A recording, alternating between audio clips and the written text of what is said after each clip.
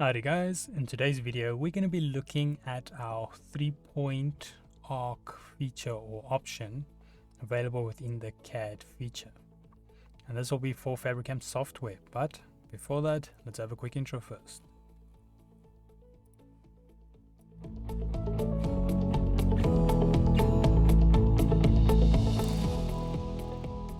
So today's video can be found on softwaretraining.co.za, and we make short and easy to watch problem solving videos, and we also have daily updates.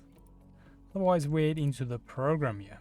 So now in today's video, like I mentioned, we're going to be looking at the 3-point arc.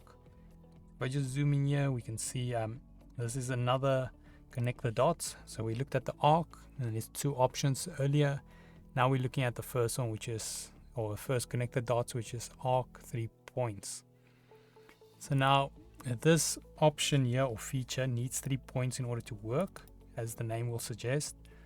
So I could use it with this because there's 4 points on this actual design, but for what I want to demonstrate, so it makes a bit more sense, I'm going to just change this a bit. So we've got two lines. I think they are 50 by 50 and 50 apart. So what I'm going to do, I'm going to add another line quick in the center of them.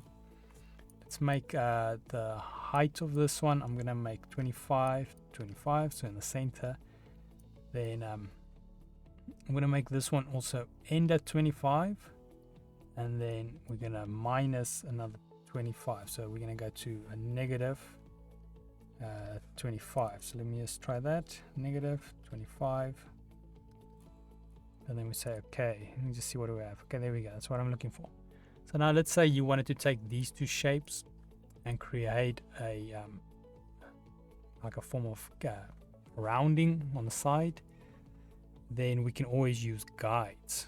Now, depending on where you place your guide, it will also determine how this goes. So what I want to do is I'm going to make sure I select the arc 3 points, then get my first point, have it highlighted. Let's just zoom in here a bit. So it highlights better. Let's try that again. I'm going to go to the tool. There we go. Select the first point, and then the next point we're selecting, the second point, is where it's going to arc to. So it's going to arc all the way to that shape, back to this shape, as you can see that. Got a nice little arc. So let's say we wanted to do it in the opposite direction, then you would make sure this guide extrudes past the right amount. So I'm just going to do this now. Go over here, click on this arc, click on the guide. Should I say click on the line, click on the guide, and then click on the other side, and there we go, we've got it on the opposite side. Now you can obviously remove this and then do it accordingly. So if you wanted to do this one arc both sides, then we would go an extra 25, so we'll go all the way over and minus the 25 here, and then we should get a nice full circle, rounding with the oval.